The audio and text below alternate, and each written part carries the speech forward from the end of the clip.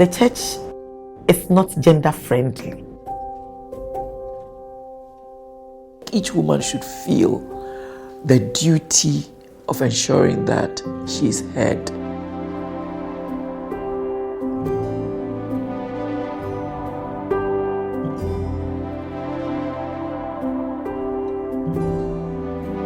My name is Joyce Lakos-Taina. I am the Director of Programs of the Christian Council of Ghana. I work in this male-dominated environment. The environment is not just male-dominated, but also of reverend ministers. One of the things that women or young women are afraid of is making mistakes. Because yes, we are in an environment where when you make the mistakes will be used against you. When you work in an environment like this, sometimes if you are not careful and you don't have a focus, you will be cowed.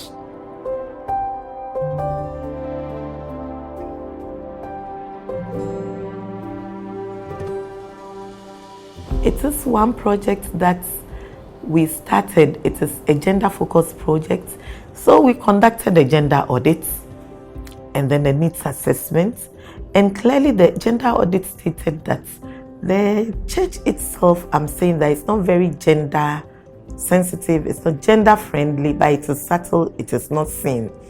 Because you look at the structures, you look at the environment, you look at the numbers of women against men in the church as congregants. But when you go to decision making, like in the church council, in the leaders meeting and in the presbytery sessions, you have the reverse, where you have more men than women. So I said this is a good time for us to get the churches involved.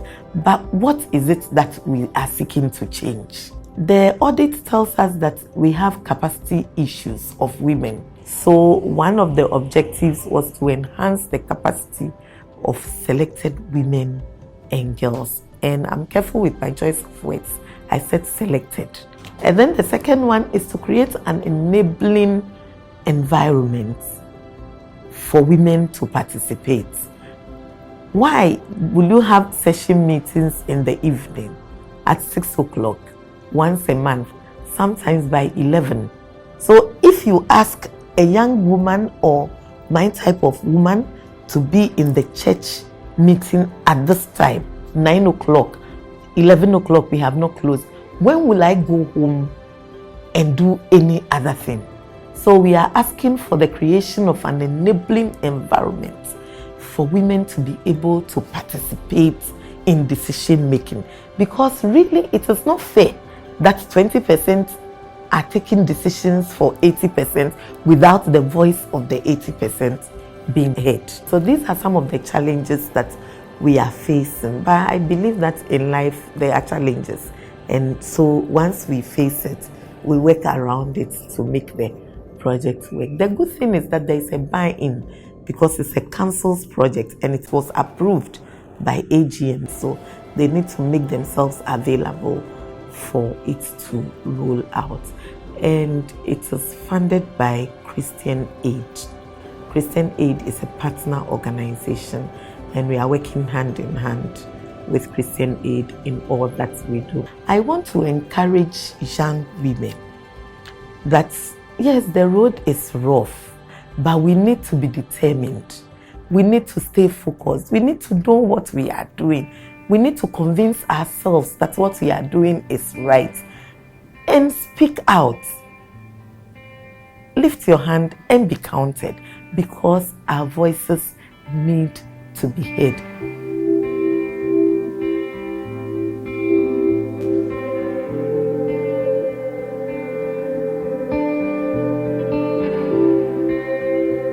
My name is Esther Odra Ofe Abwaje.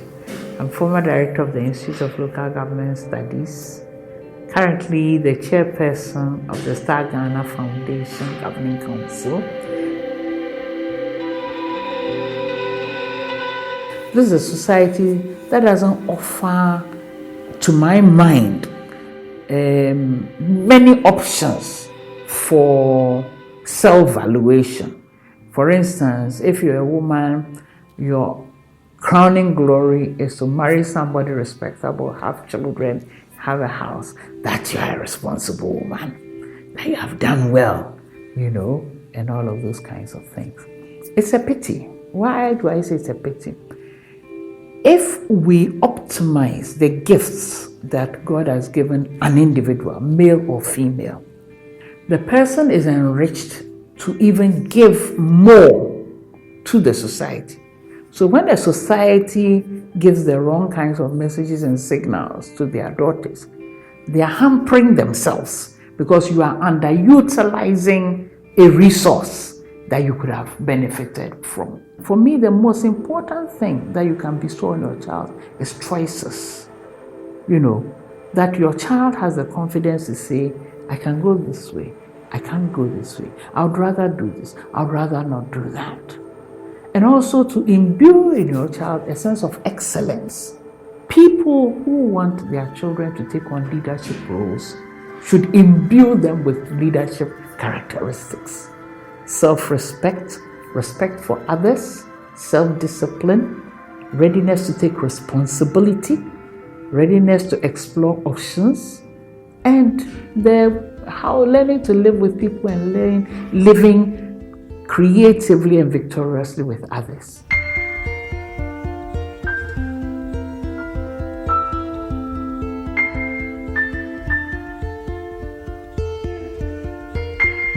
My name is Bridget Ben Naima. I am an ordained minister of the Evangelical Presbyterian Church, Ghana. I am also a counselor at the Careers and Counseling Center of the University of Ghana, Legon. In our societies, especially when we look at the church, because of the culture of the missionaries who brought the faith, many of them came from patriarchal societies, places where the men were supposed to be the leaders, the women were in the background. So that somehow influenced the teaching and the kind of lessons that were given at the time when the church was being established.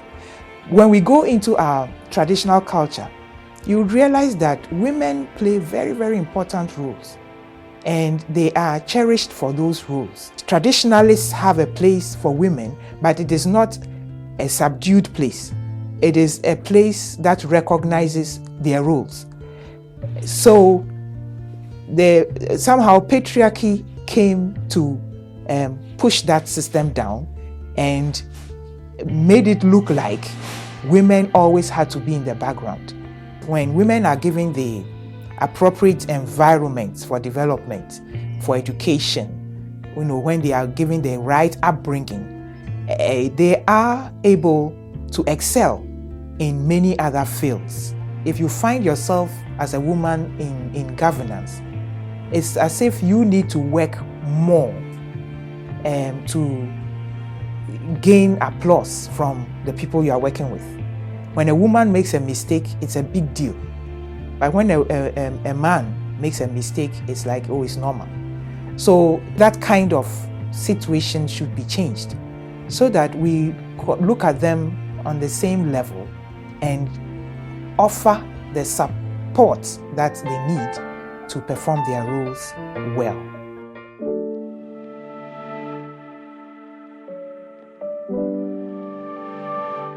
Gender inequality is an affront to the very society and development that we seek to create.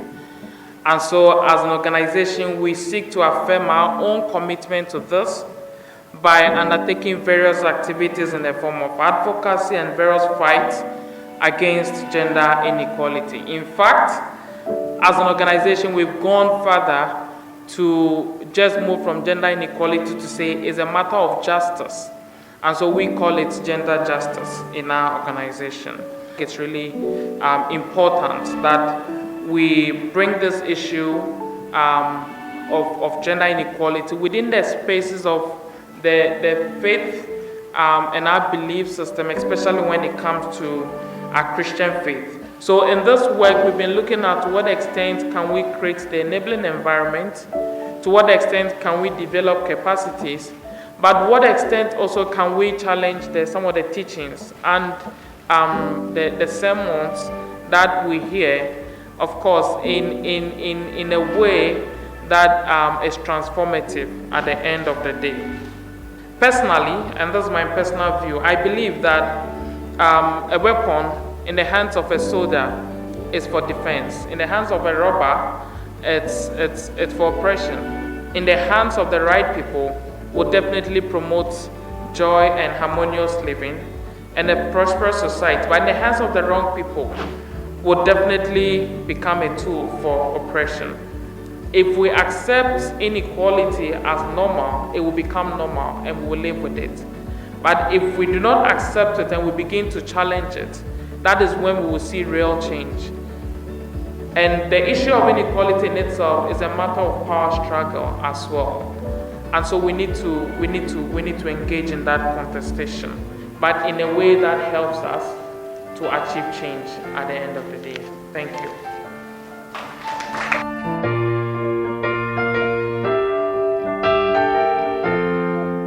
I am Lydia Aku Adajawa. Women can be heard through advocacy work and also by giving publicity to women. And if women are ever waiting for a safe society, a peaceful one, where they will be respected before they make it, then it's never going to be, because this is a dominant male world and they will elbow you wherever you are. So we have to stand sometimes as firm and brave, but not in an aggressive way, in a very peaceful way with special intentions. And then also, when we have the opportunity to do, we should be very efficient at what we do. We should do it professionally. We should do it with tenacity of purpose so that we are seen, we are heard.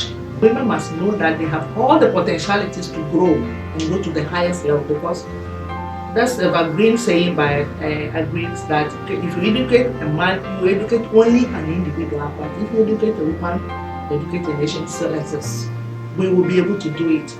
But we must try as much as possible to be the role models that the younger ones can be. Unfortunately, from the very beginning, there has been this kind of division where the males were preferred and then therefore they had less jobs to do, while more of the girls were to. All this mentality have to change so that we have the equality beginning from there. But women must also know that they have special talent, skills.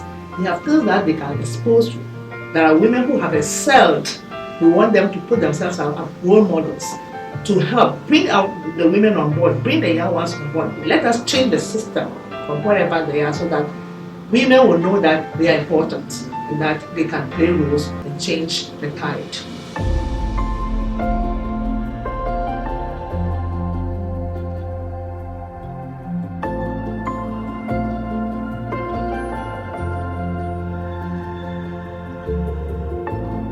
I am Reverend Dr. Great Advocacy.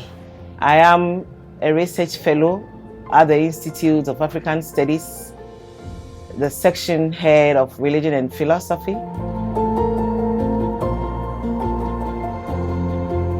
There are no defined roles for women, but society and the church try to define roles for women. Our policies are not part of this problem, but the problem is coming from us in our cultural background. When we look at the SDG, you realize that they are giving room for equality. But when it comes to the implementation, when we are playing the roles, then the patriarchal mindset comes in. Our men do not want us to play equal roles with them. Other than that, the system allows equality. The system allows male, female playing leadership. But the human beings, some men do not want that equality to come on. It's a society that has defined roles. And these days, Go to Makola markets and you see men selling women underwears. Go to the salons and you see men who are hairdressers. Go to the streets and you see men who are selling meat pie or pastries. So what kind of gender roles are we talking about?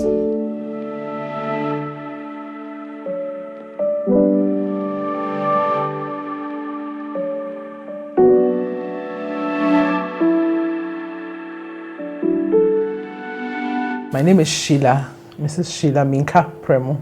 I'm a lawyer by profession. I've been a lawyer for 30 years now, and I'm in private legal practice. When it comes to certain type of work, both men and women can be encouraged to engage in it. What I always tell young men is that, fine, I mean, you may think that, oh, it is a woman's job to cook.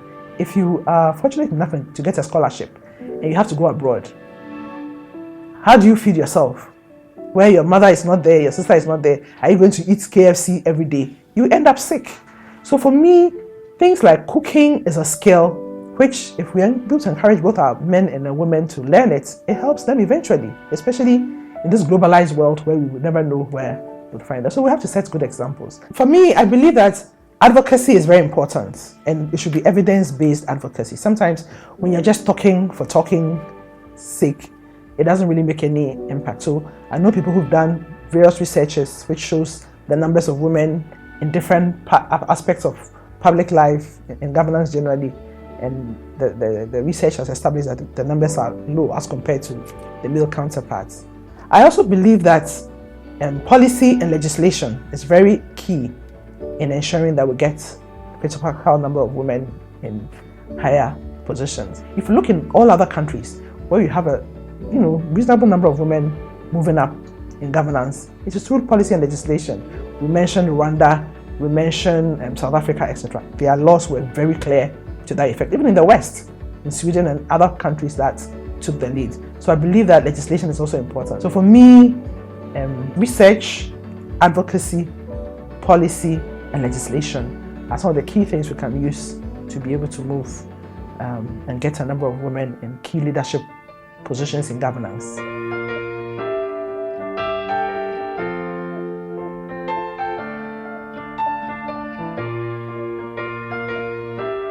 The role of the woman is very dynamic. I mean, life itself is very dynamic. And that is why today we have female engineers, women have gone to the moon, there are women doctors, and there are women architects in all the professions. Now we also have male nurses, So life is dynamic. I think that's how God created things to be.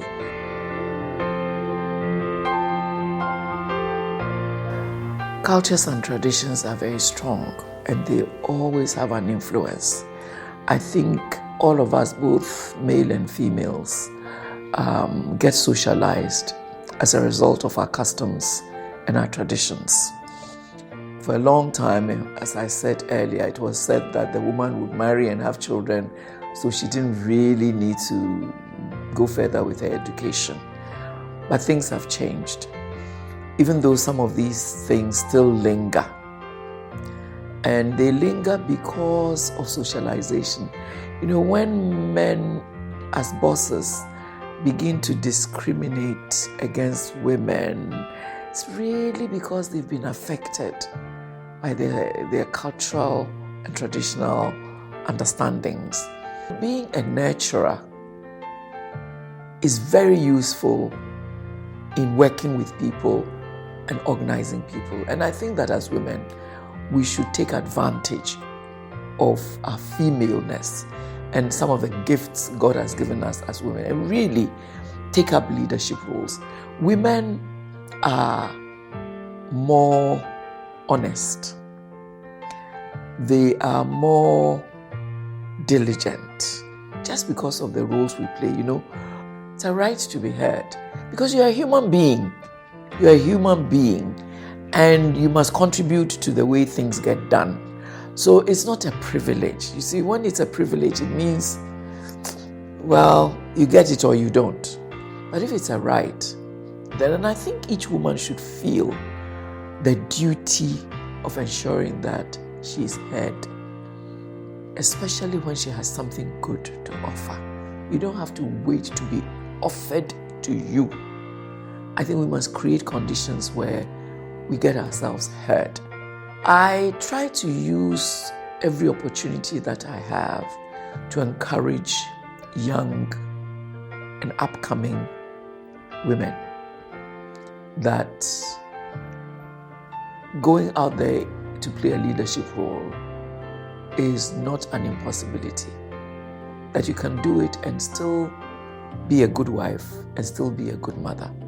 The thing is to plan and to strategize. So if we plan well, we'll be able to, play all our roles. A good leader, a good mother, a good wife, a good citizen.